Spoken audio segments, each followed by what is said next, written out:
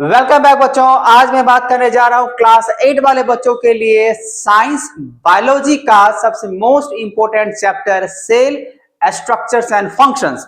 तो बच्चों आप लोग सही तरीके से इस वीडियो की इस क्लास को ध्यान से सुने और समझे, क्योंकि अगर आप ये वीडियो और ये क्लास अगर आप समझ जाते हैं तो क्लास 9th में आपको किसी प्रकार का प्रॉब्लम नहीं होगा, क्योंकि क्लास 9th में भी आपको सेल चैप्टर पढ़ने हैं। तो हम ये कह सकते हैं ये जो वीडियो है वो क्लास 9th वालों के लिए भी हो सकता है। जब आप अच्छे तरीके से सुने समझे तो आपको भी 110% आपको भी एडवांटेज मिलेगा। ठीक है बच्चों, तो चलिए आज का क्लास हम लोग शुरू करते हैं। सेल, तो सेल किसको कह सकते हैं? तो एक तरीके से बोल सकते हैं यूनिट ऑफ लाइफ को बोल सकते हैं। मतलब बिना अगर सेल की अगर बातें करें बच्चा, तो हम लोग का जो बॉडी ऑर्गन्स में जितने भी ऑर्गन्स है, या हम कह सकते हैं जो हम लोग चल फिर रहे हैं, ठीक है ना, या जो हम लोग का जो बॉडी जो दिख रहा है वो नहीं हो सकता है अगर सेल ना हो तो। ठीक है, तो इसमें हम लोग थोड़ा सा डिटेल में पढ़ने वाले हैं इस चैप्टर को, और साथ ही साथ हम लोग यहाँ पे वन शॉट वीडियो तो है, थोड़ा सा लंबा जा सकता है, लेकिन डिटेल के साथ जाएंगे क्लास 8 वाले बच्चों। तो हम यहाँ पे अगर देखा जाए तो सेल के बारे में आप क्या कह सकते हैं? सेल का मतलब होता है एक छोटा सा रूम की हम लोग बोल सकते हैं। सेल जो कि क्या है, एक लैटिन वर्ड से बना हुआ है जिसका मतलब होता है अ लिटिल रूम। ठीक है, ये तो ठीक है, लेकिन अगर हम बात करें बच्चा, जो हम लोग का जो सेल है ना, वो बोला कि cell are the basic structural and functional unit of life होता है। मतलब बिना सेल का ये लाइफ एग्जिस्ट ही नहीं कर सकता है। ठीक है, यहां तक बात आपको समझ में आ गया। और वही अगर हम सेल के डिस्कवर के बारे में अगर बताएं तो सबसे पहली बात, जो cell was discovered by Robert Hooke. और हम लोग बातें करेंगे ऐसे बहुत सारे साइंटिस्ट के द्वारा सेल जो कि आजकल हम लोग जो एग्जिस्ट कर पा रहे हैं, ठीक है ना, जो एक तरीके से लाइफ जो हम लोग जी रहे हैं, उसके पीछे का जो रीजंस है वो सेल है। तो मैं बताऊंगा यहाँ पे अलग अलग साइंटिस्ट के द्वारा जो क्या क्या डिस्कवर किया गया है सेल के बारे में। ठीक है, ये तो ठीक है। अब उसके बाद अगर हम आपको बताएं बच्चा, number of cell can be work together to form tissue and organ. अगर हम लोग सेल को कंबाइन कर देंगे, कॉम्बिनेशन ऑफ जो सेल होता है ना वो टिश्यू होता है, और वही जब टिश्यू को एक साथ अगर कंबाइन कर दिया जाए तो एक ऑर्गेनेल्स की बातें कहा जाता है। ठीक है, तो आप यहाँ पर समझ सकते हैं नंबर ऑफ जो सेल्स होता है can work together to form tissue. ठीक है, और साथ ही उसको हम ऑर्गेन्स भी बोल सकते हैं। ठीक है, अब यहाँ पे अगर देखा जाए सेलुलर रिस्पायरेशन, तो सेलुलर रिस्पायरेशन मतलब सेल में जो एनर्जी मिलता है आफ्टर फूड, वहां का हम बात करें। Cellular respiration is the process by which the food release energy. Food release जब करता है एनर्जी को, तो वहां पे खासकर सेलुलर रिस्पायरेशन होता है, सेल में रिस्पायरेशन होता है, जो कि हम लोग को मालूम होना चाहिए माइटोकॉन्ड्रिया। तो माइटोकॉन्ड्रिया अगर बात करें बच्चा तो होता है power house of the energy के नाम से हम लोग जानते हैं, क्योंकि माइटोकॉन्ड्रिया में ही अगर कहें तो एटीपी के द्वारा एंडोसाइन ट्राइफॉस्फेट के द्वारा क्या होता है, एनर्जी को सेलुलर रिस्पायरेशन के थ्रू अगर कहें तो आगे की ओर ट्रांसफर किया जाता है। ठीक है, सो सेल ऑब्जर्व ग्लूकोज, सेल क्या ऑब्जर्व करता है? Glucose from the food and burn into produce energy. तो फूड हम लोग जैसे, अच्छा फूड कहां से मिलेगा? हम लोग बोल सकते हैं भाई फूड तो जो दो ही मेन इसका सोर्सेज है फूड का, चाहे आप बात कर सकते हो प्लांट का या बात कर सकते हो एनिमल्स का। ठीक है, तो फूड का तो वहां पर सोर्सेज है, आपको मिल गया, लेकिन फूड से हमको क्या मिलेगा बच्चा? न्यूट्रिएंट्स मिलता है कि नहीं? अब उस न्यूट्रिएंट्स को अगर हम लोग लेते हैं, चाहे किसी प्रकार का न्यूट्रिशंस है, तो वो क्या बनाएगा? एक एनर्जी बनाता है। अब वही एनर्जी क्या करता है? सेलुलर रिस्पायरेशन के थ्रू हम लोग को सेल बॉडी में ट्रांसफर होके मिलता है। तो आई थिंक आपको यहां तक बात समझ में आ चुका है जो सेल क्या होता है, किसी ने यहाँ पे इसको डिस्कवर किया, और जब सेल को एक तरीके से कंबाइन करेंगे तो टिश्यू बनने जा रहा है। ठीक है, अब यहाँ पे थोड़ा सा अगर हम लोग आगे की ओर बात करें, डिस्कवर अबाउट सेल, थोड़ा सा इसको अच्छे तरीके से समझने की कोशिश करें, क्योंकि यहां से क्वेश्चंस आपसे चाहे 9th की बात करें 10th की बात करें, या हम कह सकते हैं उन बच्चों के लिए वीडियो हो सकता है जो अभी तक सेल के बारे में ज्यादा नहीं जानते हैं। ठीक है, अब सबसे पहली बात अगर बात करें बच्चा, यहाँ पे 1665 में रॉबर्ट हुक के द्वारा यहाँ पे जो डिस्कवर किया गया है वो एक तरीके से फिजिसिस्ट एंड बोला गया botanist look a cork under the microscope calls the chambers he observe cell. जिसका नाम तो मैंने बता दिया है स्मॉल रूम। सेल का मतलब क्या होता है, जो लैटिन वर्ड है उसको क्या बोलते हैं, स्मॉल रूम को इन्होंने ऑब्जर्व किया कॉक सेल के द्वारा।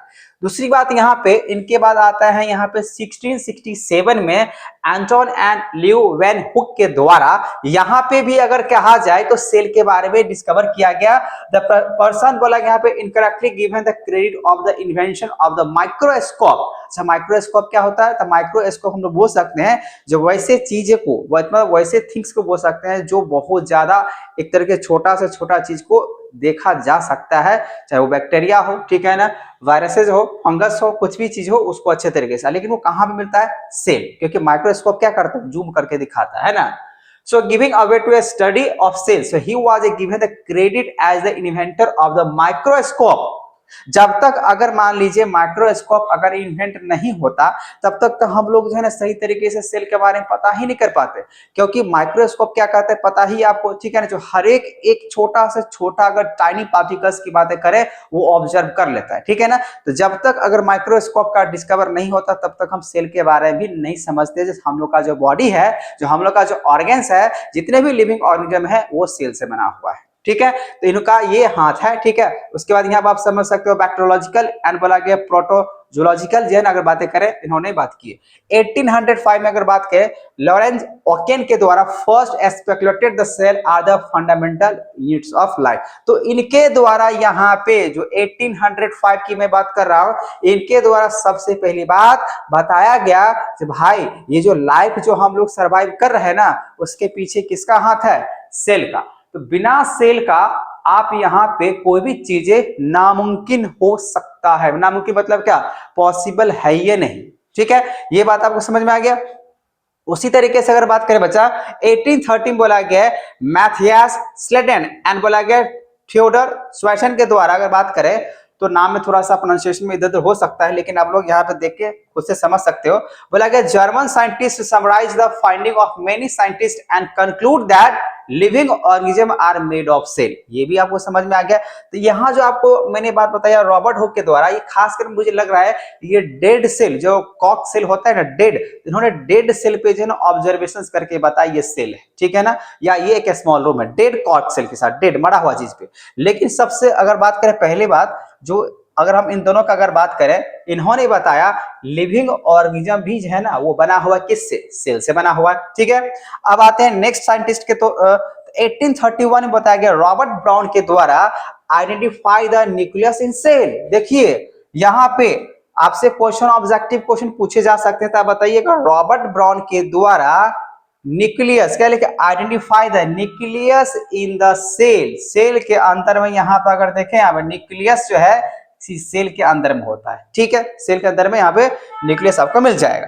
अब आते हैं यहाँ पे 1858 में रूडोल्फ वर्चोव के हिसाब से कहा जा रहा है, तो जर्मन साइंटिस्ट हैं ये, हु है नहीं थे, ठीक है, who state that except for the origin of life all cell arise, बोला गया यहाँ पे through cell divisions from pre exist cell. कहना मतलब यहाँ पे ये लिखा हुआ है वर्चोव के हिसाब से जो कोई भी सेल अगर मान लीजिए टूटता है, बिखरता है या डेड करता है ना, उससे पहले सेल बन के तैयार रहता है, ठीक है, प्री एग्जिस्ट में रहता है, ठीक है।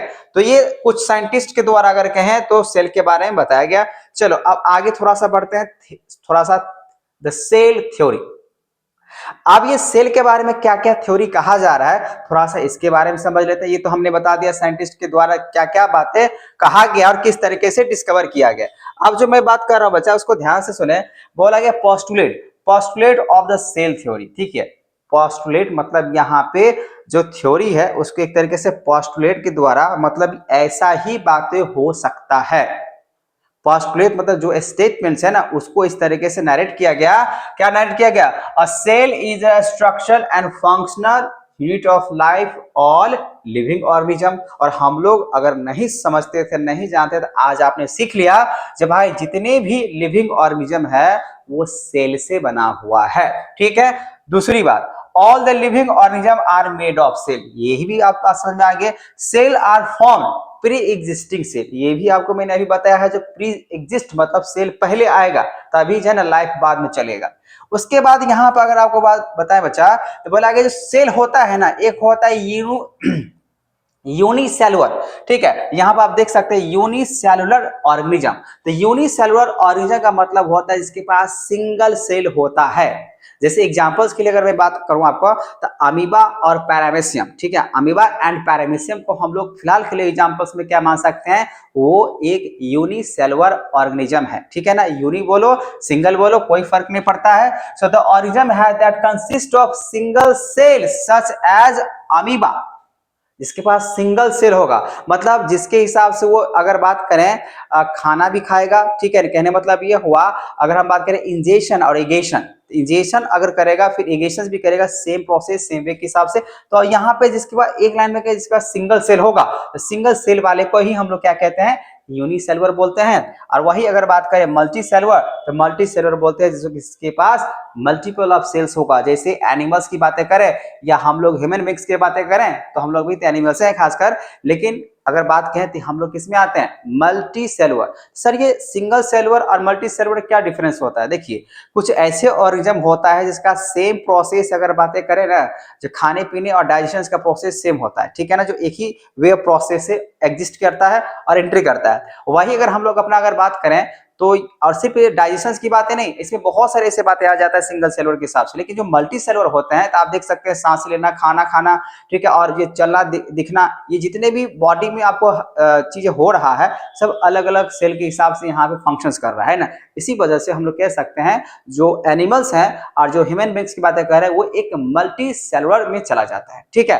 तो आगे अगर समझते हैं बच्चा इसको, तो बोला कि यहाँ पे the organism which contain various cells that perform different function in the organism such as plant, fungi and animals। इसमें हम लोग ले सकते हैं how can multicellular organism originate from the single cell। यहां से क्वेश्चन एक बन रहा है, इसको थोड़ा ध्यान सुने। तो बोला कि यहाँ पे जो मल्टी सेलुलर ऑर्गेनिज्म है वो ऑरिजिनेट पहले सिंगल सेल से है या सीधा मल्टी सेल से है, मतलब पहले सिंगल सेल बाद में मल्टी सेल। देखो इसका जवाब ये है, a cell has the capability to divide itself into cell of its own type. तो सेल के पास खुद का इतना एबिलिटी होता है जो अपने ही सेल को डिवाइड करेगा और अलग अलग टाइप को बना लेगा। So therefore more cells can be generate from already exist a cell. तो पहले सिंगल सेल पहले से वो एग्जिस्ट है, तो अपने आप सेल क्या होता है, डिवाइड करता है। जैसे मान लीजिए अगर आपका फिंगर अगर कट जाए, ठीक है, थोड़ा सा कट लग जाए, तो अपने आप मतलब दवाई खाने के बाद ठीक है वो ज्वाइंट हो जाता है।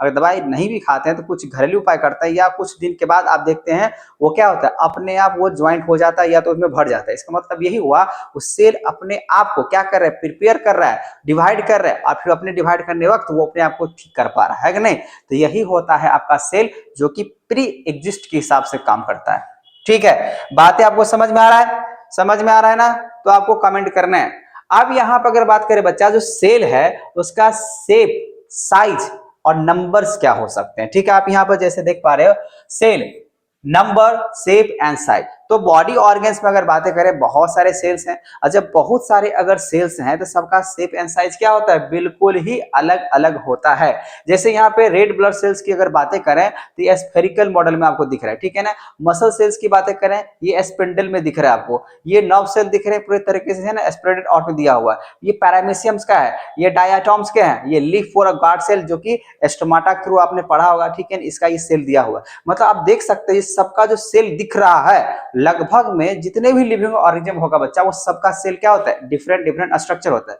यहाँ पे एक बच्चा क्वेश्चन पूछता है, रेड ब्लड सेल्स का स्ट्रक्चर तो होता है, शेप होता है स्फेरिकल सेल, लेकिन डब्ल्यूबीसी का क्यों नहीं होता है। तो डब्ल्यूबीसी क्या होता है, एक जर्म सेल्स होते हैं, खासकर अगर बात किया जाए तो जहां पे भी अगर कट उट लगता है बच्चा, तो क्या होता है, सबसे पहले कौन एक्टिव होता है, डब्ल्यूबीसी होता है, क्योंकि वो जर्म्स को पहले किल करे, है कि नहीं है। और उसके बाद बात करें तो प्लेटलेट्स, ये बाकी वाली जो चीजें हैं उसके साथ जो मिला हुआ रहता है वो सब एक्टिव हो जाता है, ठीक है। तो जो सबसे पहले एक्टिव होगा उसका कोई शेप एंड साइज नहीं होता है, ठीक है, लेकिन यहाँ पे इसका शेप एंड साइज होता है, तो हम कह सकते हैं ये बाद में निकलता है, ठीक है। चलो इसको थोड़ा सा और डिटेल में पढ़ लेते हैं। देयर नो, बोला यहाँ पे जो एक्सक्रिएशन एक्स एग्रीएशंस in the fact that we are alive because of 10 trillion cell in our body. देख लो बच्चा, यहाँ पर एक ऑब्जेक्टिव क्वेश्चंस के लिए, आपके लिए इंपॉर्टेंट जीके टाइप क्वेश्चंस के लिए बोला गया है 10 trillion cells in our body. सोच लो 10 ट्रिलियन जो है हम लोग के बॉडी में सेल्स हैं। So the shape of the cell may vary depending upon the types of functions, so they are perform in organism. तो सबका अलग अलग होने का चांसेस है, और अलग अलग परफॉर्म करता है कि नहीं। तो cell are capable of changing their shape, और शेप क्या बोलते हैं, सेल के पास इतना कैपेबिलिटी है या कैपेबिलिटी हम कह सकते हैं जो अपना शेप एंड साइज को क्या कर सकता है, चेंज कर सकता है। ठीक है, the white blood cells and amoeba can change shape and their own shape. बात तो सही है। तो जो अमीबा होते हैं, पैरामीशियम की बातें नहीं करेंगे, लेकिन अमीबा की अगर बातें करें तो अपने आप के सेल को क्या करता है, शेप एंड साइज दे सकता है। तो एक इसका मतलब यही हुआ, जो सेल होते हैं ना उसके पास इतना क्षमता होता है जो अपना शेप एंड साइज को चेंज कर सकता है ताकि वो सही तरीके से एग्जिस्ट कर पाए। ये आपको बात समझ में आ गया। चलो यहाँ पे आपको ये समझ में आ गया, तो चलो आगे बढ़ते बच्चा। अब आगे देखो सेल नंबर, ये जो सेल नंबर होता है बच्चा, किसमें कितना सेल हो सकते हैं, मिनिमम क्या और मैक्सिमम क्या, हम लोग इसी के पहले बात करेंगे क्योंकि सब में हम लोग नहीं देखने वाले। तो यहाँ पे आप देख सकते हैं पैरामीशियम है, अमीबा है, बैक्टीरिया है, ईस्ट है और मल्टी सेलुलर ऑर्गेनिज्म में सबसे पहले यहाँ पे ह्यूमन बींग्स है, ऑर्गन सिस्टम है, और बाकी बात और भी ऑर्गन सिस्टम आते हैं जो कि मल्टी सेलुलर में आते हैं। अब यहाँ पे देखो, even an organism that has billions of cell happen to begin its life. तो बहुत सारे सेल होने की वजह से लाइफ उसका क्या होता है, एग्जिस्ट होता है। सो हम बोल सकते हैं विद अ सिंगल सेल, एक सेल तो रहेगा तभी वो मल्टी सेलुलर हो जाएगा। कुछ ऐसे भी सेल होते हैं, ऐसे भी ऑर्गेनिज्म होते हैं जिसके पास क्या होता है, सिर्फ सिंगल सेल होते हैं। So that is a fertilized egg. This fertilized egg goes on the multiply and thereby increasing the number of cells as the development take place. ठीक है, तो फर्टिलाइजेशन होने के बाद जो ऑफस्प्रिंग होंगे वो डेवलप होते हैं, इंक्रीज एंड इंक्रीज, या तो हम कह सकते हैं मान लीजिए जब फ्यूजन्स हुआ, फ्यूजन्स के समय में कुछ सेल हुआ, उसके बाद क्या उसको बोलते हैं जायगोट फॉर्म हुआ, फिर जायगोट होने के बाद जो फर्टिलाइजेशन हुआ तो धीरे धीरे क्या होता है, वो चीजें मल्टीपल में एकदम से कन्वर्ट होना शुरू हो जाता है, मल्टीपल यहाँ पे सेल डिवीजन होना शुरू हो जाता है। ठीक है, तो आगे अगर समझो, if an organism is an single cell organism then it would be unicellular होता है, वो समझा चुके हैं। और जिसके पास एक से ज्यादा अगर सेल होता है उसको क्या बोलते हैं, मल्टी सेलुलर बोलते हैं। In multi cellular organism that function are perform by group of specialised cells for performing different tissue, this tissue in turn go to the form of organs। तो ये भी मैं बात कर चुका हूं, जो मल्टी सेलुलर ऑर्गेनिज्म होता है बच्चा, वो सब क्या होता है, अलग अलग फॉर्म करता है। जितना भी सेल हम लोग के बॉडी में होगा, तो मल्टीपल अगर सेल है तो इसका मतलब मल्टीपल परफॉर्म करेगा। ठीक है, फिर से यहाँ पे आप लोग देखिए, बोला कि यूजुअली अगर देखा जाए तो यूजुअली बोला कि सेल आर राउंड शेप का होता है, एलोंगेटेड या स्फेरिकल शेप को देखने को मिलेगा।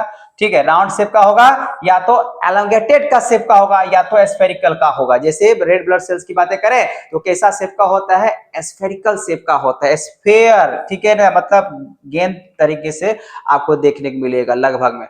कुछ स्पिंडल शेप में होता है, कुछ अगर कहते हैं एलोंगेटेड शेप में होता है। ठीक है, सो यहाँ पे अगर देखा जाए, लिखा भी यहाँ पे, there are also some cells which are long and pointed on both the ends and such cell exist and spindle shape. ठीक है, ये भी ठीक है। इन सम केसेस बोला गया the cell are very long. और दूसरी बात, वो जो न्यूरॉन्स की जो बात करें, नर्व सेल से बना हुआ, the some may be branch like neuron और the nerve cell. The nerve cell the transfer and receive message करता है, आपको पता होना चाहिए। ये जो न्यूरॉन्स है या जो हम नर्व सेल बोलते हैं ना, तो नर्व सेल का मतलब होता है यहाँ पे जो भी इंफॉर्मेशन जो हम लोग के 5 सेंस ऑर्गन है ना, 5 सेंस ऑर्गन, तो 5 सेंस ऑर्गन के द्वारा जो भी इंफॉर्मेशन होता है ये नर्व सेल्स के द्वारा ट्रांसमिट होता है। किसको, ब्रेन को। ब्रेन क्या, 3 प्रकार का, फोर ब्रेन, हिंड ब्रेन और मिड ब्रेन। इस सारे तीनों ब्रेन को क्या करता है, ये इंफॉर्मेशन लेकर भेजता है। ठीक है, the components of the cell are enclose in the membrane, this membrane provides shape of the cell and animals and plants. ये जो बात कर रहे हैं बच्चा, सेल मेम्ब्रेन खासकर क्या होता है, किसी भी अगर बात करें जो ऑर्गेनिज्म होगा उसको शेप एंड साइज, या हम ये कह सकते हैं जितने भी सेल होगा उस सेल का शेप एंड साइज देने में सेल मेम्ब्रेन का ही हाथ होता है। हाथ तो नहीं, मतलब कहानी के लिए है।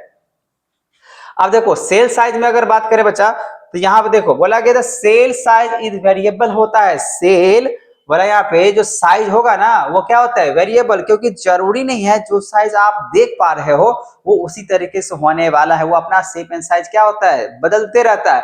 जैसे आप यहाँ पे देख सकते हैं, ये माइक्रोस्कोप है। इस माइक्रोस्कोप के द्वारा अगर आप कोई भी सेल को अच्छे तरीके से अगर आप रीड करोगे, समझोगे ना, तो क्या होगा, आपको नजर आएगा जो सबका शेप एंड साइज क्या हो सकता है, अलग अलग हो सकता है। The cell size is variable in the living organism. The size में बी स्मॉल भी हो सकता है, मिलियंथ ऑफ द मीटर भी हो सकता है, may be large as few centimetre भी हो सकता है। जरूरी नहीं है जो एग्जैक्ट रहे या एकदम फिक्स रहे, ऐसा कुछ नहीं है। एक ही बात हुआ, यूजुअली बोला गया all the cell are microscopic. In size का होता है माइक्रोस्कोप के द्वारा हम लोग देखते हैं, इसलिए माइक्रोस्कोपिक हो जाएगा।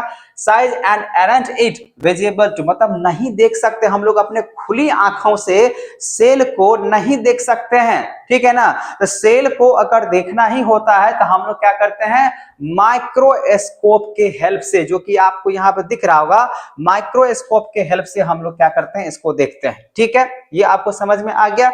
अब आगे समझो, क्वेश्चंस ये है आपके लिए, what is the smallest and largest cell. तो चलो इसका जवाब ही मैं यहाँ पे दे देता हूँ। स्मॉलेस्ट सेल अगर बात करें वैसे तो स्पर्म का देखा जाता है, ठीक है ना, बोला जाता है। यहाँ पे एक और दिया गया, जब माइक्रोप्लाज्मा जो बोला गया गैलियो सेप्टिकम इज अबाउट 10 माइक्रोमीटर्स होते हैं इन साइज में। और वही अगर लार्ज अगर सेल की बात करें, जो ऑस्ट्रिच वाले बर्ड्स को होते हैं, एक के होते हैं, एग ऑफ ऑस्ट्रिच, जिसका about 15 to 18 centimetre long and wide होता है। ये होता है आपका एक साइज जो कि स्मॉलेस्ट होता है, लगभग में 10 माइक्रोमीटर का। और जब ऑस्ट्रिच का हम लोग बातें करते हैं 15 से लेकर 18 सेंटीमीटर ये होता है, ठीक है। तो एग्जैक्ट यहाँ पे ऐसा नहीं है, चलो, लेकिन फिर भी अगर एग्जाम में अगर आपको पूछ दिया जाए तो स्मॉलेस्ट सेल का साइज क्या है और लार्जेस्ट सेल का साइज क्या है, तो आप यहां से जवाब दे सकते हो, ठीक है। अब आगे की अगर बात करें बच्चा, how can sell perform distinct function in the organism. बात तो सही है सर, सेल तो समझ में आ गया, जो यूनिट ऑफ लाइफ होता है, सेल डिस्कवर भी समझ में आ गया, शेप एंड साइज भी समझ में आ गया। अब यहाँ पे ये बात आता है बच्चा क्वेश्चंस के लिए, how can sell perform function. तो जितने भी सेल होते हैं सबका अलग अलग फंक्शन। देखो एक बात मैं बता देता हूं, जैसे आप लोग 8 क्लास में हो या पहले भी बायोलॉजी पढ़ रहे होंगे, ठीक है ना, 7 में 6 में ही पढ़ा होगा, लेकिन मैं आपको ये बता देता हूं, जैसे आगे चल के जैसे ही आप सीनियर क्लास में अगर जाते हो तो हमेशा ध्यान रखना, बायोलॉजी में समझने के लिए, पढ़ने के लिए क्या है ना, किसी भी ऑर्गेनिज्म के बारे में, सेल के बारे में, या जो भी आपका लिविंग ऑर्गेनिज्म उसके बारे में पढ़ने के लिए सबसे ट्रिक अच्छा होता है उसका फंक्शन समझ जाओ, ठीक है ना। अगर उसका फंक्शन अगर समझ जाते हो ना, तो इतना समझ जाओ आपको सारी बातें आसान तरीके से समझ में आ जाएगा, ठीक है। फिलहाल हम लोग यहाँ पे देखते हैं यही बातें, क्या बोला गया, cell are capable of performing multiple function in organism, ठीक है, अलग अलग फंक्शन होते हैं, मल्टीपल होते हैं। So cell contains specific components which are called organelles. अलग अलग सेल्स का अगर अलग अलग फंक्शंस होता है तो हम उसको क्या बोलते हैं, ऑर्गेनेल्स बोलते हैं। ईच ऑर्गेनेल, ध्यान सुनिएगा, यहां से डेफिनेशंस आते हैं। So each organelle in the cell can perform different functions such as making new cell, clearing of wastage of the cell. Thus, organelles allow cell to the perform several kinds of activities is an organism. जैसे atoms हुआ, molecules हुआ, cell हुआ, ठीक है। अभी atoms क्या होता है, सबसे टाइनी पार्टिकल्स हम लोग बोलते हैं ना, केमिस्ट्री में आपको पढ़ाए होंगे, ठीक है। जो एटॉम्स होते हैं वो टाइनी पार्टिकल्स है, जिसको हम लोग माइक्रोस्कोप की हेल्प से ही देख सकते हैं। तो उसके बाद आता है मॉलिक्यूल्स, फिर बनता है सेल, कंपाउंड, टिश्यू, ऑर्गन। देखिए कैसे प्रोसेस है, ये कैसा प्रोसेस है, पहला नंबर पे ये रखो, दूसरा ये बनता है, तीसरा ये बना, इसमें कुछ स्किपिंग है, चौथा ये बना प्रोसेस में, पांचवा ये बन जाएगा, ठीक है, और उसके बाद आपको छठा ये बन जाएगा, ठीक है। तो मतलब ये कंप्लीट है 6, देखिए कितने बाद, 1 2 3 4 5 6 7, मतलब 7 यहाँ पे आपको दिया हुआ है। मतलब पहले एटॉम्स बनता है कोई चीज का, वैसे तो सेल ही होता है, बिना सेल का तो बन नहीं सकता, तो सेल है। अब सेल में क्या होता है, न्यूक्लियस होता है, न्यूक्लियस में क्या होगा, तो इलेक्ट्रॉन प्रोटॉन जो हम लोग बातें करते हैं वो, लेकिन किसी भी एटम्स का, ठीक है। तो पहले सेल, पहले क्या होता है, सेल, और सेल के अंदर क्या होता है, न्यूक्लियस, ठीक है। जैसे अगर बात करें फिर से, जैसे मान लीजिए अगर सेल हुआ, सेल के अंदर क्या होगा, न्यूक्लियस होता है। अब उसके बाद atom, molecules, cell, tissue, organ, organ system, और ये ऑर्गेनिज्म, ये इंसान बन चुका है, ठीक है। तो ये देखिए कैसे यहाँ पे काम करता है, ये सेल से एटॉम्स, इस तरीके से मॉलिक्यूल्स, फिर सेल बनता है, फिर टिश्यू बनता है, फिर ऑर्गन बनता है, फिर ऑर्गेनल सिस्टम बनता है, और फिर ये आपका ह्यूमन बींग्स बनता है ना। मतलब कोई भी कंप्लीट जो है ना ऑर्गेनिज्म बनता है, ये आपका प्रोसेस है इस तरीके से कंप्लीट, मतलब एक सेल्स। तो यही आपका जो है अलग अलग फंक्शन देता है, ठीक है ना। आप देख रहे हो सबका क्या है, अलग अलग फंक्शन है। बिना यहाँ पे कोई एक फंक्शन अगर यहाँ पे अगर स्किप किए या गड़बड़ाया तो इसका मतलब वो ऑर्गेनिज्म कंप्लीट नहीं हो सकता है, ठीक है। आप देखो बच्चा, यहाँ से जो है ना 2 मार्क्स का क्वेश्चन आता है, 3 मार्क्स का भी आता है, डिपेंड्स करता है आपके स्कूल के ऊपर से कितने मार्क्स में वो रखना चाहते हैं, लेकिन मैं अगर रहूंगा तो मैं इसको 3 मार्क्स या 2 मार्क्स में ही रख सकता हूँ इसको। बोला गया यहाँ पे प्राकृतिक एंड एक्वेटिक सेल्स, ध्यान समझना, क्योंकि हम लोग यहाँ जो सेल जो पढ़ रहे हैं, इस सेल में 2 प्रकार का हम लोग सेल पढ़ने वाले हैं। एक तो हम लोग देखेंगे प्लांट सेल के बारे में और दूसरा देखेंगे एनिमल सेल्स के बारे में।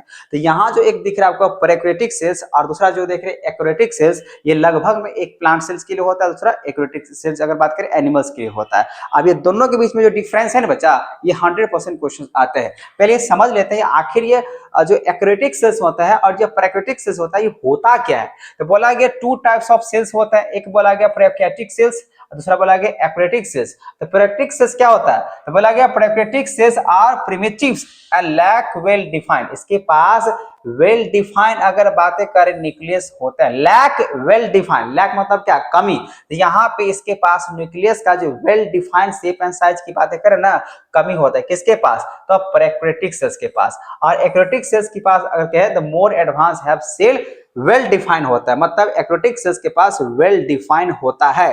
जैसे कि आप यहाँ पे देख सकते हैं, यह है एक्वेटिक सेल्स और यह है प्राकृतिक सेल्स। अब यहाँ पे जो दिख रहा है दोनों में सेम ही बातें होता है, लेकिन सबका अलग अलग फंक्शन है। माइटोकॉन्ड्रिया मैंने बता दिया, राइजोम्स से अभी बात करूंगा, न्यूक्लियस क्या होता है, न्यूक्लियस क्या होता है, ईआर क्या होता है, एसआर क्या होता है, ये सब हम लोग बात करेंगे। फिलहाल आपको क्या समझ में आया, जो प्राकृतिक सेल्स होगा वो प्रिमिटिव होते हैं और lack of well defined shape and size का, मतलब ये वाली बात। और एक्वेटिक्स का मतलब होता है इसका पास वेल डिफाइंड और एडवांस इसके पास है ना डिफाइंड सेल होता है, उसको बोल सकते हैं हम लोग एक्वेटिक सेल्स। चलो अब यहाँ पे मैं दोनों के बीच में डिफरेंस अगर बता दूं तो आप लोग इसको नोट कर लेना, क्योंकि यहां से क्वेश्चंस आएगा ही आएगा। अगर मैं बात करूं प्राकृतिक सेल्स का, तो क्या बोला है, मोस्ट प्राकृतिक्स आर यूनिसेलुलर होता है। तो जितने भी अगर मान लीजिए आपके पास अगर मोस्ट प्राकृतिक सेल्स की बातें करें तो बोले जितने भी खासकर यूनिसेलुलर होगा वो क्या होता है, प्राकृतिक्स होता है। और वही अगर मैं बात करूं most aquatics are multi cellular होता है, मोस्ट एक्वेटिक, ये ध्यान रखिएगा। दूसरी बात, द न्यूक्लियस इज बोला गया है poorly defined due to the absence of nuclear membrane, इसके पास है न्यूक्लियर मेम्ब्रेन की एब्सेंसी होने की वजह से, ये आप देख सकते हैं यहाँ भी क्या होता है, न्यूक्लियस क्या होता है, एब्सेंट होता है। यहाँ पर अगर कहें तो न्यूक्लियस जो है क्या होगा, प्रेजेंट होता है। न्यूक्लियस बोला यहाँ पे इज वेल डिफाइंड, इसका shape and size well defined होता है, इसके पास न्यूक्लियर मेम्ब्रेन की वजह से इसके पास नहीं होता है। Cell organelle such as plastids, mitochondria, Golgi body etcetera absents, मतलब ये अगर मान लीजिए जिसमें अगर प्लास्टिड्स अगर एब्सेंट्स अगर रहा तो 100% ये एनिमल्स के लिए बातें कहा जा रहा है। और इसमें अगर मान लीजिए अगर आपके पास प्लास्टिड्स अगर हैं, समझ जाइए एक्वेटिक सेल्स आपके लिए ये प्लांट के लिए बातें कर सकता है, क्योंकि प्लास्टिड जो होता है ना बच्चा वो खासकर होता है इसमें प्लांट में, ठीक है। प्लास्टिड्स अगर कहें तो एनिमल सेल में नहीं होता है। जैसे देखो यहाँ पे एग्जांपल वैसे दे ही दिया है, क्या दिया है, fungi plant and animal cell are aquatic cells दे दिया है ना, प्लांट एनिमल्स और सेल्स आर बोला गया एक्वेटिक सेल्स में आते हैं। और उसी तरीके से बोला गया बैक्टीरिया हो गया, ब्लू ग्रीन एल्गी हो गया, प्राकृतिक सेल्स में आएगा, ठीक है। मतलब यहाँ पे प्लांट आता है, ये प्लांट में भी होता है और एनिमल्स में भी होता है, कोई प्रॉब्लम नहीं है। आप यहाँ पे अच्छे तरीके से देख के समझ सकते हो, इसको लिख भी सकते हो, स्क्रीनशॉट ले सकते हो, पॉज करके भी आराम से, ठीक है। Cell structure in aquatic cells, यहां से भी क्वेश्चंस आते हैं जो ड्रॉ करने के लिए दे दिया जाएगा, जो एक्वेटिक सेल्स का स्ट्रक्चर्स बनाओ, ठीक है। बोला गया यहाँ पे aquatic cells have the most well defined structures, these cells have cell membrane, a membrane bounded cell organelles and well defined nucleus.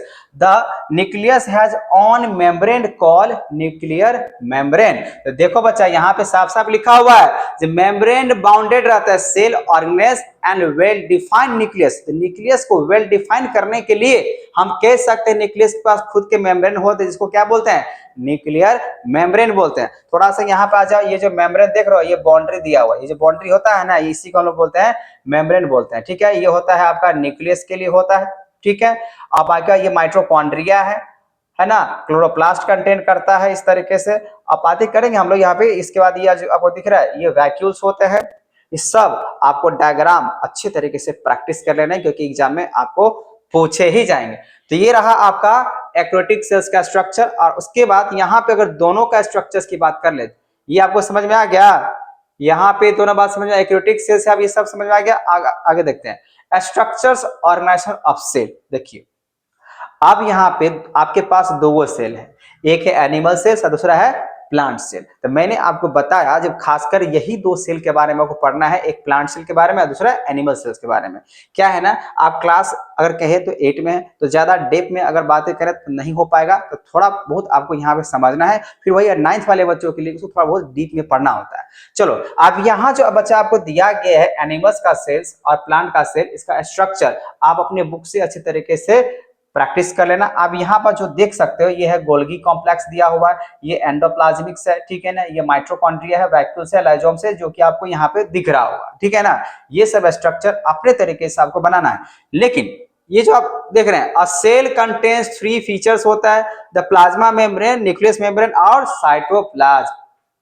इसको आपको नोट करना होगा। बोला गया अ सेल कंटेन्स 3 फीचर्स, यहाँ पे सेल के पास 3 गो फीचर्स होता है। पहला जो फीचर्स होता है प्लाज्मा मेम्ब्रेन, प्लाज्मा मेम्ब्रेन ये जो बाउंड्रिया जो बातें करते हैं, न्यूक्लियस होता है, और साइटोप्लाज्म जो होता है ना, जो झिल्ली लाइक जो स्ट्रक्चर्स होता है ना, उसी क्या बोलते हैं, साइटोप्लाज्म बोलते हैं। अब इसको थोड़ा डिटेल में पढ़ते हैं। आपने स्ट्रक्चर देख लिया क्या है, इसको डिटेल में पढ़ते हैं इसका काम क्या है। जैसे सेल मेम्ब्रेन बोलो या प्लाज्मा मेम्ब्रेन बोलो, दोनों एक ही होता है, ठीक है। सेल मेम्ब्रेन बोलो या प्लाज्मा मेम्ब्रेन बोलो, बात एक ही होगा।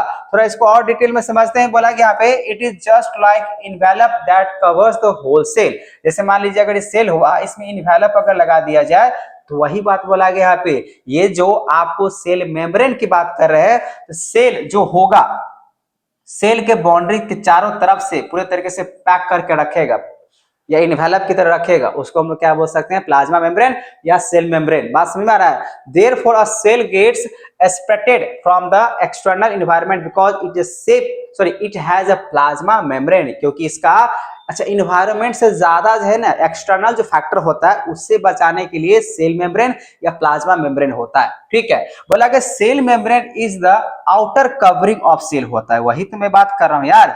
सेल मेम्ब्रेन क्या होता है, आउटर कवरिंग ऑफ सेल होता है। It is made of phospholipid bilayer membrane भी इसको बोल सकते हैं। It is selective permeable in nature. Selective permeable in nature का मतलब ये होता है, ये जो प्लाज्मा मेम्ब्रेन होता है ना बच्चा, इसको आप सेलेक्टिव परमिएबल के नाम से भी जानते हैं।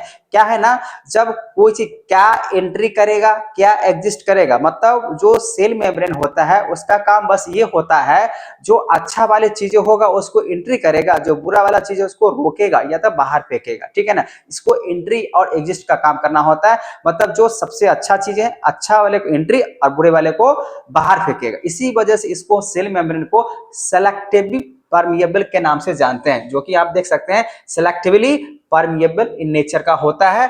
The structure of cell membrane is best describe by the fluid mosaic model के द्वारा किया जा सकता है। The plasma membrane has the capability to decide which materialist should be enter or leave the cell and which should not, so that is why it is also called as selective permeable। वही मैंने बात बोला कि भाई कौन से ये decide होता है, इसके पास इतना क्षमता होता है, कैपेबिलिटी होता है कि डिसाइड कर लेता है मटेरियल शुड एंटर या लीव, कौन से मटेरियल को सेल में जाने दे या नहीं जाने दे। इसी वजह से हम इसको क्या कह सकते हैं, सेलेक्टिव परमिएबल के नाम से जानते हैं, ठीक है। ये भी बात आपको समझ में आ गया।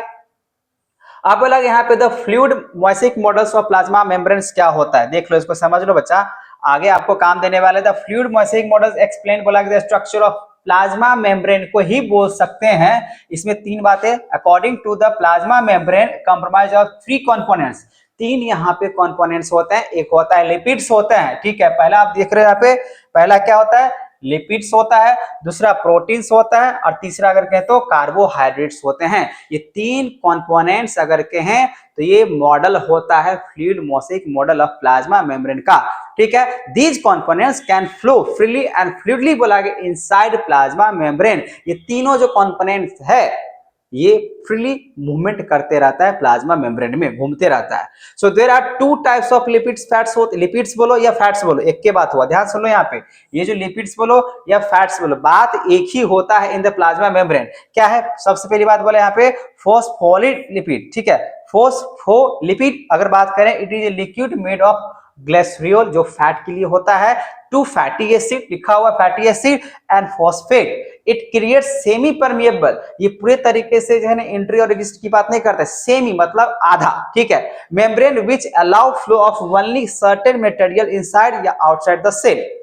अब यहाँ पे अगर बात करें कोलेस्ट्रॉल, आपने नाम सुना होगा जो फैटी एसिड, ठीक है ना, फैट कोलेस्ट्रॉल जो कि सबसे बढ़ा देता है, तो बोला it is lipid which provides fluidity to the surface of plasma membrane, ये होता है कोलेस्ट्रॉल के बारे में। तो आगे इसको अगर देख लिया जाए तो प्रोटीन एक्ट रिसेप्टर्स। अब एक यहाँ पे वर्ड आया है, ये रिसेप्टर्स क्या होता है? देखो रिसेप्टर्स क्या होता है, जो इन्वायरमेंट में जो भी अगर हैपनिंग होते रहता है उस हैपनिंग को डिटेक्ट करेगा।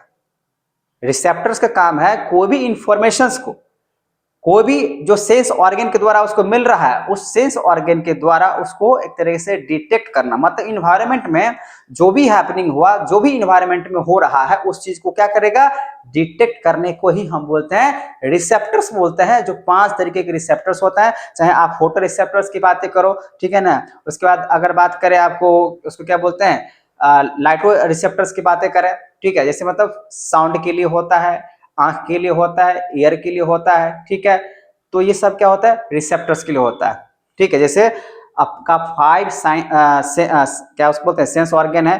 जैसे आप अगर ईयर की बात करते हैं, ईयरफोन मतलब इसको बोल सकते हैं फोनो रिसेप्टर्स, ठीक है। दूसरा होता है आपका आई, तो इसको बोलते हैं फोटो रिसेप्टर्स, ठीक है ना। उसके बाद आप कह सकते हैं यहाँ पे अगर कोई चीज को देख रहे हो, ठीक है ना, कहने मतलब टच कर रहे हो, फील कर रहे हो, ठीक है, तो स्किन, ठीक है, तो इसको बोल सकते हैं स्किन रिसेप्टर्स बोल सकते हैं, ठीक है। ऐसे करके हम लोग जो है ना बोल सकते हैं ये रिसेप्टर्स में आ सकते हैं। तो receptor of the cell are help in the transportation across the cell membrane the carbohydrate attach themselves with the lipids and proteins and found the extra cellular side of the membrane. तो ये phospholipid हुआ आपका, phospholipid और कोलेस्ट्रोलिपिड्स, ठीक है, इसको थोड़ा सा अच्छे से पढ़ लेना है, ठीक है बच्चा। अब आगे देखते हैं structure of the plasma membrane. अब ये जो दिख रहा है बच्चा, ये स्ट्रक्चर्स है प्लाज्मा मेम्ब्रेन का। थोड़ा सा इतना तो आपको आएगा नहीं एग्जाम में, या आपके बुक में होगा भी, बस इसको आप देख लो किस तरीके से ये स्ट्रक्चर है प्लाज्मा मेम्ब्रेन का।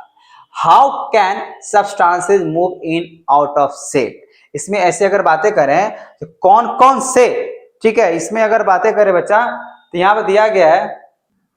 तो अभी जो हम लोग देखने वाले बच्चा वो how can substances move in and out of cell. Cell में किस तरीके से यहाँ पे अगर देखा जाए ये दोनों जो है ना मूव मतलब आउट या इन की बातें करते सेल में, तो बोला गया gases exchange between the cell and external environment. तो एक्सटर्नल इन्वायरमेंट में जो भी गैसेज हैं, एयर हैं, वो कैसे सेल के साथ अगर कहें तो इंटर या एग्जिस्ट की बातें करेगा।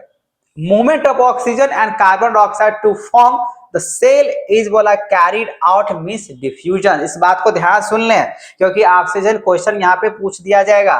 क्या तो बोला कि मूवमेंट ऑफ ऑक्सीजन, ऑक्सीजन का मूवमेंट कार्बन डाइऑक्साइड का अगर होता है फ्रॉम द सेल, किसमें, फ्रॉम द सेल और कैरिड आउट बाय मींस, जिससे बाहर निकालने की बात किया जाएगा उसको बोलते हैं डिफ्यूजन्स। आप थोड़ा और भी क्लियर कर लेते हैं। डिफ्यूजन्स बोला गया the movement of molecules, molecules O2 CO2 इस तरीके से मान के चलते हैं, molecules from the region from high concentration level से हमेशा लोअर कॉन्सेंट्रेशन लेवल पे जाता है, उसी को क्या कहते हैं, डिफ्यूजन्स। सिंपल से भाषा में बताते हैं आपको। मान लीजिए अगरबत्ती आपने जलाया, ठीक है ना, तो अगरबत्ती आपने अगर जलाया तो मान लीजिए जहां पे खाली जहां पे उसका धुआं नहीं गया है और वहां धुआं स्मेल आपको गैसेस के रूप में आ रहा है, तो वहां पे आपका डिफ्यूजन आप बोल सकते हो। तो हमेशा क्या होता है, ये भी आप एक तरीके से समझ सकते हैं। मान लीजिए कोई खाली टंकी है, एक तरफ भरा हुआ टंकी है, तो भरा हुआ टंकी में से खाली हुआ टंकी में जब पाइप को जोड़ देंगे तो भरा हुआ टंकी में से पानी किस में चला जाएगा, खाली टंकी में। कहने का मतलब ये हुआ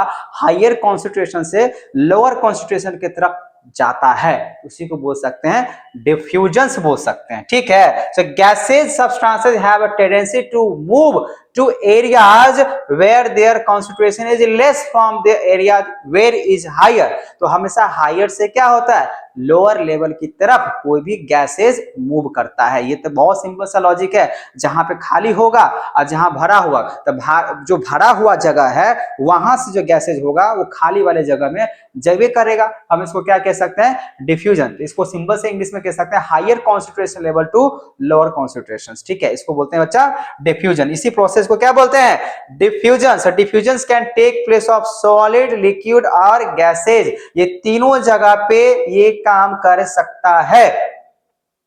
जैसे अगर आपको आगे 9th क्लास में है ना, आपको सीखने को मिलेगा, हम लोग इसको जो पढ़ रहे हैं, ठीक है ना, तो फिलहाल यहाँ पे जो 3 तरीका दिया है जो डिफ्यूजन होगा ही होगा, अब आगे चल के देख लेते हैं, ठीक है। तो ये बात समझ में आ गया डिफ्यूजन क्या होता है, higher concentrations to lower concentrations की बातें करते हैं। अब बोला कि movement of water between the cell and the external environment, जैसे यहाँ पे ऑस्मोसिस की बातें कर रहे हैं, ऑस्मोसिस की, ऑस्मोसिस नहीं ऑस्मोसिस। अब ये क्या होता है, बोला कि it is carried out by the means of osmosis. यहाँ पे ऑस्मोसिस की अगर बातें करें तो ऑस्मोसिस बोला यहाँ पे ऑस्मोसिस, ठीक है, आप प्रोनाउंसिएशन देख लेना बच्चा। बोला गया पे osmosis is a process in which water move from higher regions, इसमें भी सेम चीज होगा, ठीक है, लेकिन इसको हम लोग कह सकते हैं ऑस्मोसिस, लेकिन ये खासकर लिक्विड्स में देखने को मिलता है वाटर। देखिए यहाँ पे वाटर की बात करते हैं, तो बोला गया water move from the region of higher concentration, one of its concentration is lower concentration semi permeable membrane के हिसाब से। जैसे अगर आपको बताया जाए, जैसे आप इसको देखो हाइपोटोनिक, आइसोटोनिक, ऐसा मैं बात सोच रहा था बताऊं, जो आपको 9th में पढ़ना है, क्योंकि मैं बात कर रहा हूं अभी 8 क्लास का, इसलिए इसका बात मैंने बीच में से स्किप कर दिया। ये सब जो बातें होता है ना हाइपोटोनिक, ठीक है ना, आइसोटोनिक के बारे में, तो ये सब जो देखा जाता है, तो आपको फिलहाल आपको ये समझना है बच्चा, जो भाई ये ऑस्मोसिस क्या होता है, तो ऑस्मोसिस हमेशा वाटर के लिए होता है, वाटर लेवल में होता है, जो हायर लेवल से लोअर लेवल में सेमी पेरिमियल के द्वारा जो है ना काम किया जाता है। Higher concentration to lower concentration मतलब वाटर में होता है। तो जैसे अगर आप देखो, अगर चना मतलब सीड है, ठीक है ना, चना का दाल या चना बोलो, ठीक है ना, तो अगर मान लो सुखड़ा हुआ है, पूरे तरीके से रिंकल्स है, उसमें पानी की मात्रा कम है, तो क्या होगा, पानी उसमें जो है ना आएगा, तो हायर कॉन्सेंट्रेशन से लोअर कॉन्सेंट्रेशन की तरफ यहाँ पे पानी जाएगा, क्योंकि उस सीड में, उस अगर बात करें चना में ग्राम में पानी नहीं है, तो पानी में उसको डुबा के रखते हैं, तो पानी पूरे तरीके से हायर कॉन्सेंट्रेशन में है, तो क्या होगा, हायर कॉन्सेंट्रेशन से उसमें चला जाएगा, फिर वो फूल जाएगा, है कि नहीं। तो उस तरीके से बोल सकते हो ऑस्मोसिस यहाँ पे हुआ है, जैसे आप यहाँ पे इस तरीके से देख सकते हो, ठीक है। ये बातें आपको समझ में आ रहा है बच्चा, ऑस्मोसिस समझ में आया। ये एक ऐसा प्रोसेस होता है, we can say that osmosis is just a special case of process of diffusion होता है। देखो अब ये बात आ ही गया, मुझे लगा जो 9th क्लास में मुझे बताना है, चलो इसीलिए मैंने बोला था भाई स्टार्टिंग में, ये जो क्लासेज है ये 9th के लिए भी है और 8th के लिए, दोनों के लिए जो है एकदम से सही है। आप देखो यही लिखा हुआ आइसोटोनिक सॉल्यूशन, हाइपोटोनिक सॉल्यूशंस और हाइपरटोनिक सॉल्यूशन। तो क्या होता है, एक एक करके सिंपल से भाषा में समझाने की बात करूंगा, तीनों के बारे में यहाँ पे एग्जांपल्स है। बोला गया आइसोटोनिक सॉल्यूशन जो होता है बच्चा, those which have the same solute and pH, pH का मतलब होता है power of hydrogen, concentration as the surrounding body fluid और द साइटोप्लाज्म। तो आइसो का मतलब ये होता है जो पानी नहीं ज्यादा है नहीं कम है, मतलब दोनों चीजें क्या है, बराबर है। तो अगर जब दोनों चीजें अगर बराबर माना जाता है, तो आप उसको क्या बोलोगे, आइसोटोनिक बोलोगे, मतलब जितना इसमें से निकल के आएगा उतना ही इसमें रह जाएगा, ये हो जाएगा आइसोटोनिक। ना ही उसमें से आपका वाटर गया ना ही आया, या तो आप ये भी कह सकते हो जितना गया उतना फिर से अगर आ गया तो वो आइसोटोनिक में आता है, इसमें कोई तरीके से लॉसेज की बातें नहीं होगा, तो उसको बोलते हैं आइसोटोनिक। हाइपोटोनिक का मतलब होता है जो लेसर अमाउंट ऑफ सॉल्यूट। अब ये सॉल्यूट क्या होता है, तो दो तरीका होता है, एक होता है सॉल्वेंट, दूसरा होता है सॉल्यूट, मतलब जिसको मिलाते हैं। जैसे पानी, तो पानी क्या हो जाएगा, सॉल्वेंट हो जाएगा, पानी क्या है, सॉल्वेंट है। और चना का अगर बात करें, चना क्या हुआ, सॉल्यूट हुआ, सॉल्यूट है अगर कम है, सॉल्यूट जिसको मिला रहे हैं अगर वो कम है, सॉल्वेंट अगर ज्यादा है, तो आप इसको क्या कह सकते हैं, हाइपो, मतलब ज्यादा, ठीक है। तो बोला यहाँ पे जो hypotonic solutions contains lesser amount of solute concentrations compare to the surrounding fluid can forces the cell to, बोला यहाँ पे rupture due to excess input of water, मतलब इसमें ज्यादा पानी चला जाएगा, है कि नहीं, क्योंकि मैंने अभी बताया आपको सॉल्वेंट कम, चना कम है, पानी ज्यादा है, तो क्या होगा, पानी जो है हायर कॉन्सेंट्रेशन से लोअर कॉन्सेंट्रेशन पे जेबे करेगा, यहाँ पे होबे करेगा, ठीक है ना। तो यहाँ पे यही है, पानी की मात्रा ज्यादा है तो इसका मतलब इस तरीके से चला जाएगा, ठीक है।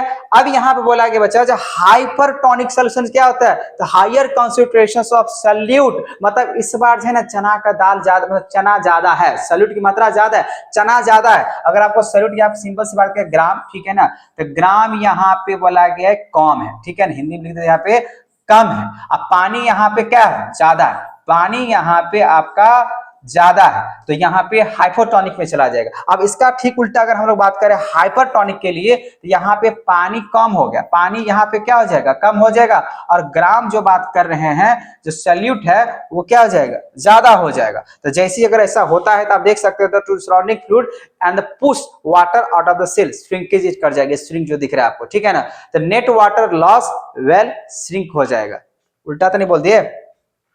Hypotonic solution contains higher concentration of the solute compared to the surrounding. So fluid can be push कर जाता है water out of the cell.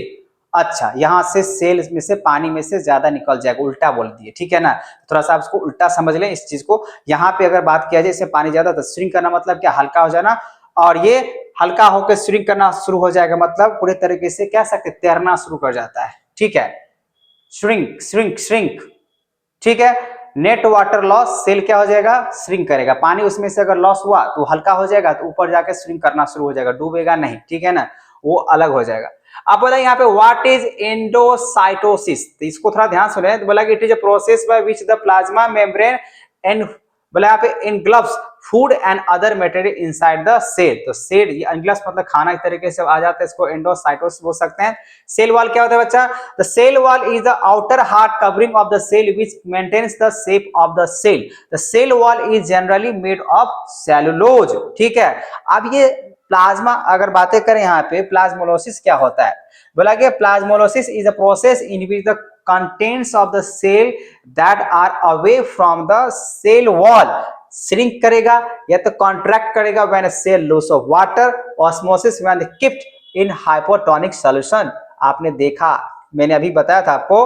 तो भाई ये जो प्लाज्मोलाइसिस होता है ना, तो बोला कि एक ऐसा प्रोसेस होता है जहां पे सेल जो है ना away from the cell wall shrink करेगा या कॉन्ट्रैक्ट करेगा, सेल लॉस करेगा water due to the osmosis when it is keeped hypotonic solution, ठीक है। Can dead cell observe water, जो डेड सेल है क्या वो वाटर को ऑब्जर्व कर सकता है, आंसर है नहीं कर सकता। ये ऐसा क्वेश्चन आपको देखने को सुनने को मिलेगा, ठीक है। So no dead cell can not be observe water through the osmosis process के द्वारा, जो डेड हो चुका है वो बिल्कुल। तो बोलेंगे सर ये चना बोले तो डेड है, अरे भाई उसको लगा के देखो ना, उसमें भी अभी तक लिविंग ऑर्गेनिज्म निकल के आ जाएगा। डेड होता, हल्का होता तो तैरना शुरू हो जाता है।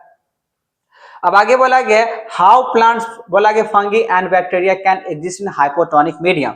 The plants fungi and bacteria exist in such A situation because of their rigged होता है, इसका सेल मतलब कॉम्प्लेक्स होता है, रिग्ड होता है, ठीक है। Membranes even if the cell swell, फूल जाना, स्वेल मतलब क्या होता है, स्वेलिंग करना, फूल जाना।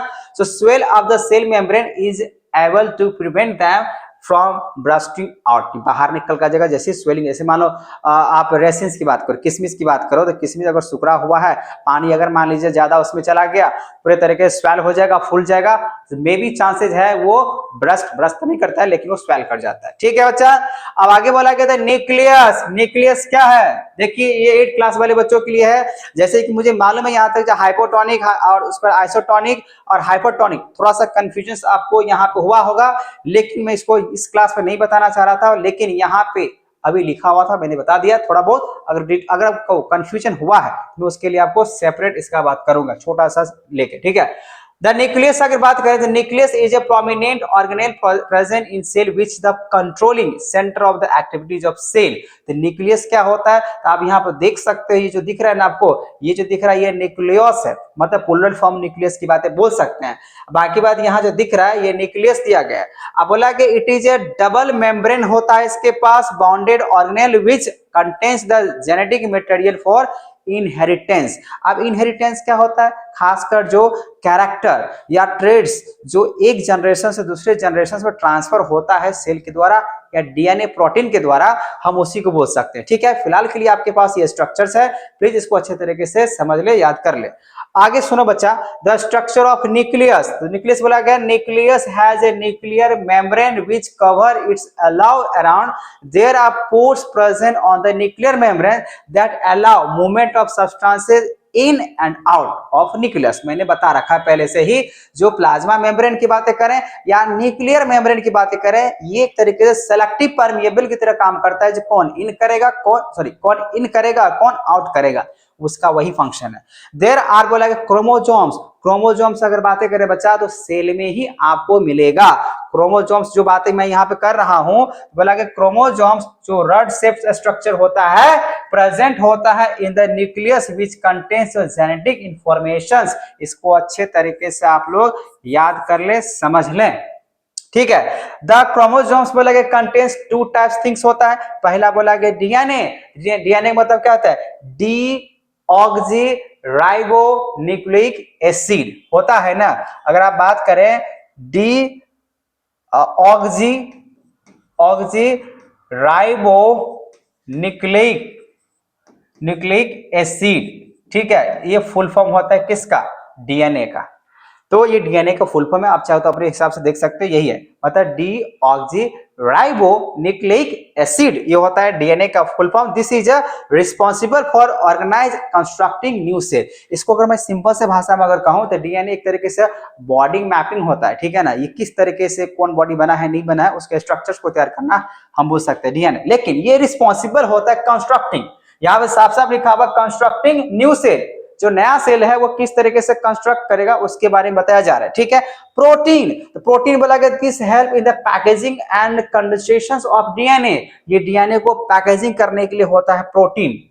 तो दोनों एक साथ काम चलता है। ठीक है, तो आपने यहाँ पे दोनों अच्छे तरीके से समझ में आ गया, डीएनए का फुल फॉर्म भी और ये क्रोमोसोम्स, ये सब चीज क्या होता है। चलो अब यहाँ बोला गया क्रोमेटिन। जो क्रोमेटिन होता है बच्चा, वो खासकर बोला गया है, इसको बस ध्यान से छोटा सा डेफिनेशन के हिसाब से क्लियर करना है।